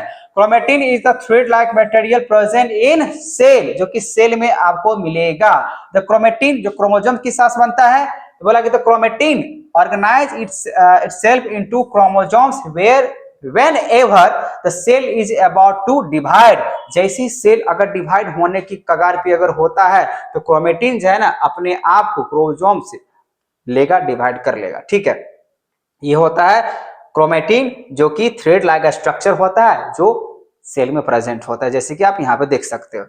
अब यहाँ पे अगर बात करें बच्चा तो न्यूक्लियस की अगर बातें करें तो ये क्या होता है? जो कि न्यूक्लियस जो कि सेल में ही होता है, it is the call as a brain of nucleus. इसको ध्यान से सुन लें, ये बोला गया है, ये जो आप देख रहे हैं न्यूक्लियस, वो इसको हम ब्रेन ऑफ द न्यूक्लियस ही बोल सकते हैं, क्योंकि इसके जगह पे अगर देखा जाए it compromise of 25% of the volume of the nucleus. It consist of protein and ribo nucleic acid, मतलब आरएनए। राइबो न्यूक्लिक एसिड का फुल फॉर्म यहाँ पे भी दिया हुआ है, ये भी होता है। It help in the formation of rhizo, ये राइजोम्स के हिसाब से information which help in the formation of protein inside the cell. तो सेल के अंदर में कितना प्रोटीन क्या फॉर्म करेगा नहीं करेगा, ये आरएनए को डिसाइड कर लेता है इंफॉर्मेशन देने के लिए। What is nucleotide? ये क्या होता है? तो sometimes cell do not have the well defined. बात तो सही है, क्योंकि कभी कभी अगर सेल की बातें करें खुद का जो है वेल डिफाइंड होता नहीं है, because they lack of nuclear membrane, है कि नहीं? उसके पास न्यूक्लियर मेम्ब्रेन की सही अगर बात करें शेप एंड साइज नहीं होते हैं, तो such nucleic which not definite nuclear boundaries is called nucleoid. यहाँ पे आप इसका डायग्राम देख सकते हो, यही होता है। ठीक है ना, sometimes cell do not have well defined so nucleus, so they lack of nuclear membrane such as nucleus which not define nuclear boundary is called nucleoid. ठीक है, साइटोप्लाज्म वैसे भी बात कर चुका हूं, फिर से बात कर लेता हूं। The plasma membrane has a fluid like substances in which called cytoplasm. जो जेली लाइक स्ट्रक्चर होता है, ठीक है ना, फ्लूइड लाइक स्ट्रक्चर होता है, उसको साइटोप्लाज्म बोल सकते हैं। तो साइटोप्लाज्म कंटेन्स सेवरल ऑर्गेनेल्स, इसका भी बात कर चुका, that can perform district function of cell. Functions क्या होता है ये तो बताना पड़ेगा भाई, क्योंकि फंक्शन अधिकतर आपको आता है। एग्जामिनेशन के हिसाब से। तो फंक्शन ऑफ अगर साइटोप्लाज्म की अगर बात करें तो इट सपोर्ट्स एंड बोला कि suspends the cell organelles and nucleus. The cellular process occurs in a cytoplasm such as formations of proteins, है कि नहीं है, to allow movement of substances in the cell such as hormones, dissolve cellular wastage. ये होता है आपका cytoplasm का काम। जितने भी सेलुलर वेस्टेज होता है उसको डिजोल्व करने की बातें करेंगे। ये अलाउ करता है सब्सटेंसेस के सेल के अंदर में कौन सा हार्मोन्स आना चाहिए, नहीं आना चाहिए, या कोई भी ऐसा चीजें हैं सेलेक्टिव परमिएबल के हिसाब से, ये सब इसी के द्वारा काम करते हैं। ये होता है आपका फंक्शन। और भी है द सेल ऑर्गेनेल्स, बोला गया इन द केस ऑफ एग्रेटिक organism the cell contains organelles that have their own membrane apart from overall cell membrane of the cell. इसको बोलते हैं सेल ऑर्गेनेल, मतलब सारे सेल के जो बातें कर रहे हैं उसके लिए। Organelles are structure present in the cytoplasm में ही होता है।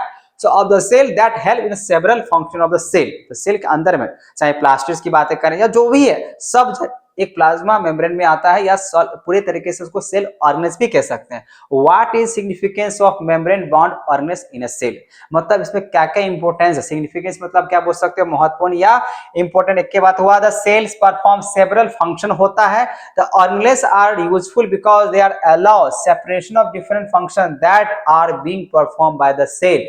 आप लोग जितने भी मैंने यहाँ पे क्वेश्चन टैग जो दिखा उसके साथ साथ जो आंसर मैंने बात किया उस सबको आपको नोट कर लेने हैं, ठीक है। अब यहाँ पे आते बच्चा द सेल ऑर्गेनेल्स, यही बात बार कह रहा था जो सेंट्रियोल्स होता है। इसके अगर बात करें सबका जो 9 पार्ट्स दिया है ना, सबको आप एक एक करके मैं बताने वाला हूँ। Organelles which carry out important activity in the cell होता है। अब ये जो दिख रहे हैं इस सब का सब आपको मैं क्लियर करके बताने वाला हूँ, क्योंकि ये बहुत ज्यादा इंपॉर्टेंट है। तो ईआर की बातें करें, गोल्गी एपार्टस की बातें करें, लाइजोम्स की बातें करें, माइटोकॉन्ड्रिया हुआ, प्लास्टिड्स, जो इसमें दिख रहा है आपको ये सेल ऑर्गेनेल्स है। मतलब जितने भी ऑर्गन्स आपको दिख रहे हैं सेल के अंदर, इस सबको मैं डिफाइन करने वाला हूं, ठीक है। आपने यहाँ पे देख लिया। चलो अब यहाँ पे आते हैं। सबसे पहली बात यहाँ दिया है एंडोप्लाज्मिक रेक्टिकुलम, जिसको ईआर बोला जाता है। ये इसका काम क्या है, तो बोला गया the structure of the ER is quite similar to that of plasma membrane. तो जैसे अगर प्लाज्मा मेम्ब्रेन के बारे में आप सोचते हो जस्ट लाइक वैसे ही होता है। It just network like a structure which contains of बोला गया membrane bond tubes and seat. ये आपको दिख रहा है, ये दिया गया राइजोम्स हुआ, ठीक है, स्मूथ एंडोप्लाज्मिक जो इस तरीके से जो आपको दिख रहा है ना, यही है एंडोप्लाज्मिक रेक्टिकुलम ईआर, इसी को बोलते हैं। ये तो न्यूक्लियस हुआ, ये न्यूक्लियस के सेल दिया, न्यूक्लियर पोर दिया हुआ जो कवर किया गया है। रफ एंडोप्लाज्मिक रेक्टिकुलम ये अलग अलग वहां से निकाल दिया गया, ये रफ यही बॉन्ड किया हुआ है, ठीक है। ये होता है ईआर, जो कि इसका काम मैंने बता दिया। चलो अब यहाँ पे नेक्स्ट की अगर बातें करें, 2 टाइप्स इसका ईआर होता है, ठीक है। एंडोरेक्टिकुलम की बातें करें तो rough ER contains rhizomes that are responsible for manufacturing of protein of the cell. यहां आप इसको अगर याद कर लोगे ना तो काम चल जाएगा। या तो यहां जो दिया गया 3 बातें यार भी होगा, उसको अगर आप याद कर लेते तो आपको समझ में आ जाएगा आखिर होता क्या है, ठीक है। बोला कि ER contains rhizomes that are responsible for the manufacturing of the proteins in the cell, they give a rough texture to the cell. जैसे बोला गया स्मूथ ईआर मैन्युफैक्चर करता है फैट और लिपिड्स, ठीक है। स्मूथ जो ईआर है एंडोक्लम जो रेक्टिकुलम की बात कर रहा हूं मैं, ठीक है ना। बोला गया ये मैन्युफैक्चरिंग करता है क्या चीज का, फैट का। Cell which allow the functioning of the cell. अब यहां देखो बच्चा क्वेश्चन क्या है, what are the function of lipid and protein, ये भी देख लो। तो प्रोटीन जो होता है और लिपिड जो होता है वो सिंथेसाइज करता है ईआर का और used making cell membrane. The process is known as membrane biogenesis, ठीक है। Protein can act an enzyme, enzyme का मतलब पचाने वाले जो बात होता है डाइजेशन, उसका काम करता है proteins. So both protein and lipids can act as hormones. ये ध्यान रखना है, प्रोटीन और लिपिड जो होता है एक हार्मोन्स की तरह एक्ट करता है। फंक्शन ऑफ अगर बात करें बच्चा ईआर का, तो transportation of material between different parts of the cytoplasm and also between the nucleus and cytoplasm. ये भी मैंने बता दिया भाई, एक ट्रांसपोर्टेशन मटेरियल होता है, ठीक है। और साथ ही बोला कि folding of protein which are synthesized by the ribosomes on RER. So detoxify poisonous and drugs out of the cell is the function of SER. ये हुआ SCR स्मूथ एंडोकुलम रेक्टिकुलम की बातें कर सकते हैं, इंडो रेक्टिकुलम की। और यहाँ जो RER की बात कहा, इसका मतलब वो प्रोटीन को सिंथेसाइज करने का काम करता है। या आप देख सकते हैं यहाँ पर राइजोम दैट रिस्पॉन्सिबल होता है मैन्युफैक्चरिंग ऑफ फैट का, या आप यहाँ पर डिटॉक्सिफाई करता है ड्रग्स या जो भी चीजें होता है टॉक्सिक वाली चीज को, वो SCR क्या करते हैं, हटाता है। ठीक है, ठीक है ना। गोल्गी अपार्टस क्या होता है? तो गोल्गी अपार्टस अगर बात करें, Camillo Golgi discover the Golgi apparatus discover किया गया। It contains vesicle that are arranged parallel to stack, these are stack are called cistern, थैली जैसे आप देख रहे हैं बना हुआ है। These vesicles have their own membrane होता है इसके पास, these membranes are sometimes connected to those of the ER। ठीक है, फंक्शन क्या होता है आपको ये समझना है, आपको ये कम से कम समझ लेना है इसका फंक्शन है। गोल्गी अपार्टस का काम क्या है? एक तो पैकेजिंग के लिए बात गया है। So Golgi apparatus carries a material sensitized by the ER to different parts of the cell. The material is a store या पैकेजिंग। देखिए यही मैं बात कर रहा था, सिंपल सा वर्ड को आपको समझना है। जो गोल्गी अपार्टस का काम क्या है? ये स्टोर करेगा या तो पैकेजिंग करेगा वेसल्स को। ठीक है, ये फॉर्मेशन जो होता है कॉम्प्लेक्स सुगर के हिसाब से होता है, फॉर्मेशन ऑफ लाइजोम्स। तो लाइजोम्स भी हम लोग यहाँ पे अभी देखने वाले हैं, जो लाइजोम्स क्या होता है। ठीक है, जैसे देख लो यहाँ पे वो लाइजोम्स दिया गया। So they are the single membrane vesicles which are responsible for the cleaning and the cell.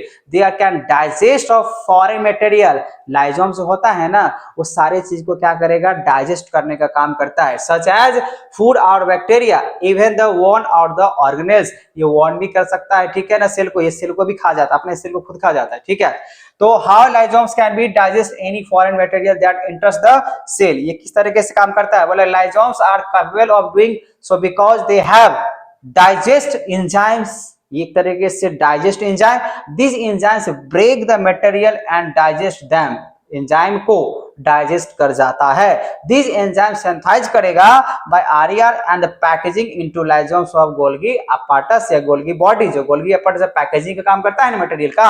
अब यहाँ पे देखो लाइजोम्स को हम लोग सुसाइडल बैग्स क्यों कहते हैं? क्योंकि मैंने बताया ये अपने सेल को जो डाइजेस्ट करने के लिए इसको अगर नहीं मिलेगा ना, ये क्या करेगा? अपना ही सेल को खुद का ये खा जाता है, डाइजेस्ट कर जाता है। ठीक है, तो बोला गया यहाँ पे if the cell on material gets damaged या dead gets, there are chance that lysosomes burst out of the digesting its own cell। मतलब खुद का अगर डाइजेशन के लिए बोला गया ब्रस्ट करा, डैमेज कर जाता है, डेड अगर हो जाता है, तो अपने ही सेल को ये खाने के जो है ना खा सकते, इसी वजह से इसको सुसाइडल बैग के नाम से जानते हैं।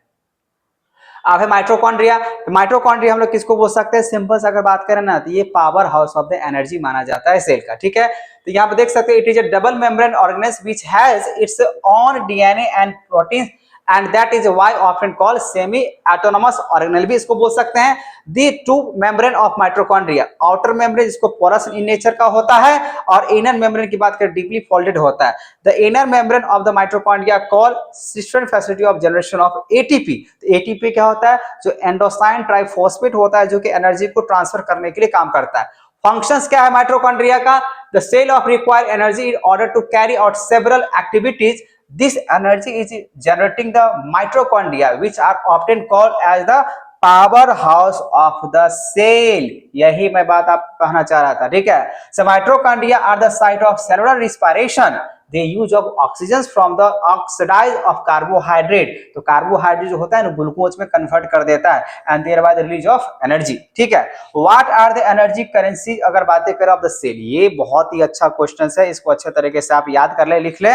बोला कहता है mitochondria genetic ATP adenosine triphosphate which are energy giving molecules of the cell that are often called as there are energy currency। इसको एनर्जी करेंसी के नाम से भी जानते हैं माइटोकॉन्ड्रिया का, ये power house of the energy, ये तो समझते ही हैं। ठीक है, बात समझ में आ गया? यहां से क्वेश्चन आते हैं, इसको आप देख लो। प्लास्टिड्स की अगर बात करें बच्चा, तो बोला कि जस्ट लाइक माइटोकॉन्ड्रिया, जैसे माइटोकॉन्ड्रिया हम क्या बोलते हैं, माइटोकॉन्ड्रिया के बारे में सुने हैं, उसी तरीके से प्लास्टिड भी होता है। Just like mitochondria it also double membrane होता है, ऑर्गेनेल होता है, which has its own DNA होता है, इसके पास भी ऑन DNA होता है, उसके पास भी खुद का DNA होता है। प्लास्टिड्स बोला एग्जिस्ट इन प्लांट, ये किसमें एग्जिस्ट करेगा?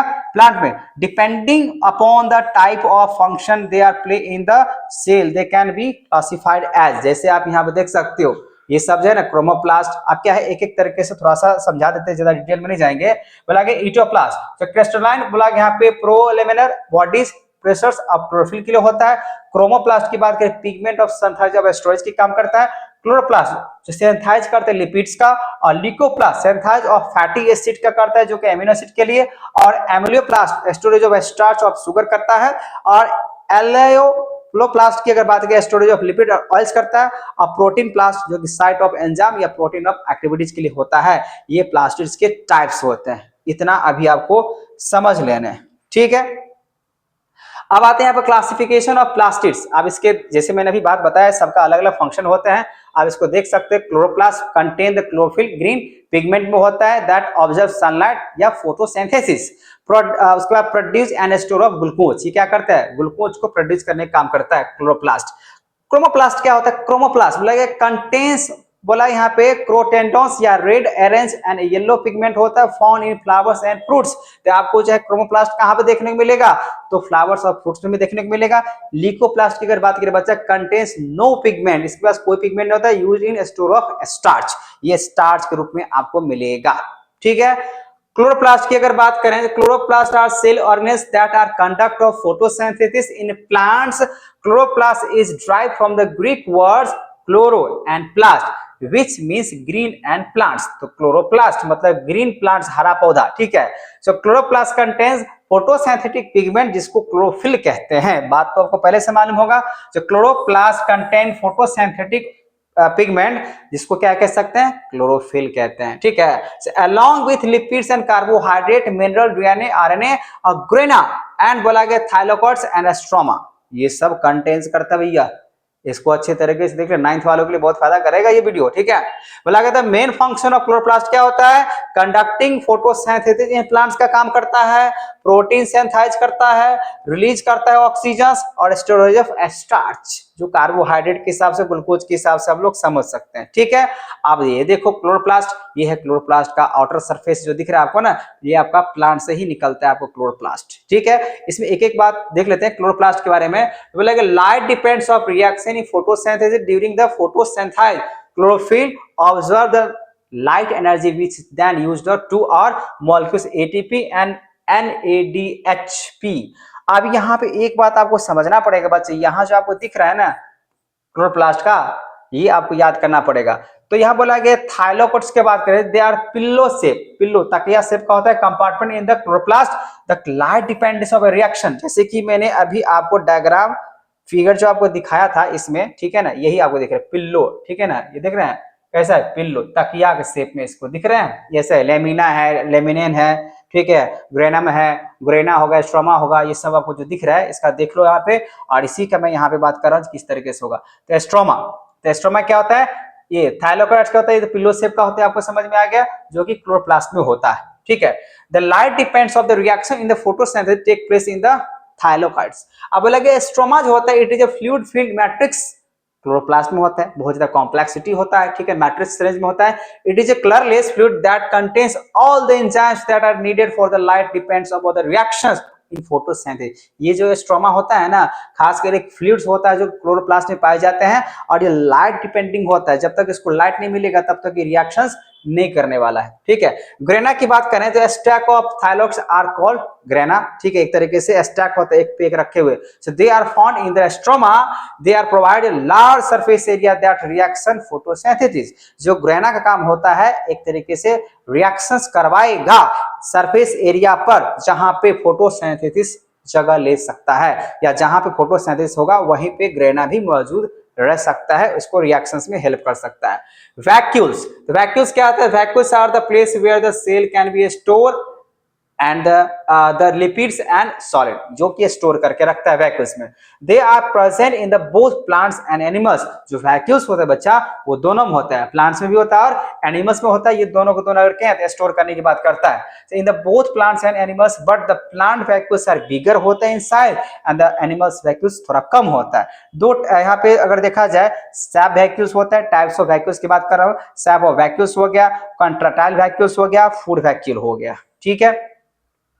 फंक्शन ऑफ वैक्यूल्स क्या होता है, vacuoles are the storage of system of the cell, they are store nutrients, waste, enzymes and water, so they are appear as large empty colourless gap inside of the cell. ठीक है। सब vacuole किसको बोल सकते हैं? इसको central vacuole के भी नाम से जानते हैं। हेल्प मेंटेन्स बोला गया plant shape and structure by the storing of water, hypotonic में आता है। और वही अगर कॉन्ट्रैक्टल वैक्यूल्स की बात करें तो pumps water out of the protist cell to the maintain of the suitable concentration के हिसाब से, जैसे कि आप वहां पर देख पा रहे हैं। फूड वैक्यूल क्या होता है? जहां फूड को स्टोर किया जाएगा, ठीक है, स्टोरेज ऑफ फूड। अब है सेंट्रल्स। सेंट्रल्स किसको बोल सकते हैं बच्चा? Central is a small set of microtubules arrange in the specific way होता है, जैसे आप यहाँ पे देख सकते हो, ये सेंट्रल्स दिया गया है। They are main purpose is to help the cell divide में, इसका जो मेन काम होता है सेल डिवाइड करेगा। So they are found near the nucleus but they can be only during the cell divisions.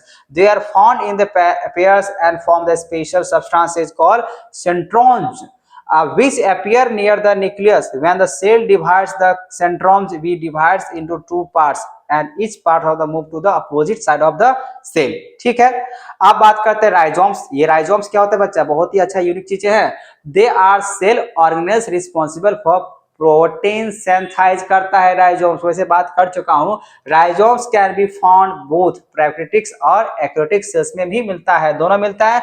In prokaryotics में बात करें ribosomes float freely in the cytoplasm में होता है, और यूकैरियोटिक्स की बात करें they can be found floating in the cytoplasm और they are often attached to the क्या लिखा हुआ है? एंडोप्लाज्मिक रेटिकुलम में भी था।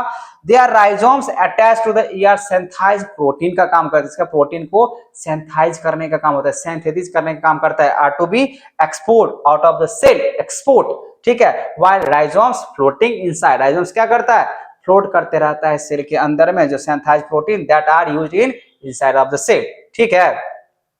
अब यहाँ पे अगर बात करें बच्चा तो बोला गया पेरोक्साइम्स की अगर बातें करें तो बोला गया पेरोक्साइम्स are the small vehicles found in the cell. These enzymes are used in the break of the toxic material inside the cell. ये टॉक्सिक वाली चीज को क्या करेगा? पेरो, क्या इसको पढ़ सकते हैं? पर ऑक्सियोम्स बोल सकते हैं, पर ऑक्सियोमोस, पर ऑक्सीसोमस, ठीक है, ये ऐसा प्रोनाउंसिएशन होगा, पर ऑक्सीसोमस are the small vesicles found in the cells. These enzymes are used in break to toxic material inside the cell. They digest the fatty acid of the cell are as amino acid. Amino acid क्या होता है? Protein के हिसाब से जो है ना digest करता है by the carrying of the oxidation reaction in the cell. So these are also responsible for digestion of the alcohol in human body. So hence the liver contains large number of per oxysomes. ठीक है, सोमस ये होता है। तो बहुत थोड़ा detail में चले गए हम, ठीक है। बहुत सारे बातों को मैंने यहाँ पे ऐड ऑन कर लिया, जो कि आपके बुक में इतना सारे बात शायद हो सकता है भी नहीं भी हो सकता है, लेकिन इन्फॉर्मेशन जो मैंने दिया है कृपया इसको अच्छे तरीके से समझ ले, सुन ले, ठीक है ना। और हम यही कहेंगे वीडियो आपको अच्छा लगा हो तो आप जरूर कमेंट करें। अगर आपके पास कोई भी अगर क्वेश्चंस हो इस चैप्टर से रिलेटेड या टॉपिक्स रिलेटेड, एक तो मैंने बता दिया जो हमको जो है ना हाइपोटोनिक और आइसोटोनिक की बातें करें, इसके में छोटा सा सिंपल सा है ना आपको ट्रिक के साथ जो है ना एक आपको शॉर्ट वीडियो आपको शेयर करूंगा, जिससे आपको अच्छे तरीके से समझ में आ जाए, ठीक है। तो आई होप आपको समझ में आ गया होगा। चलिए, थैंक यू।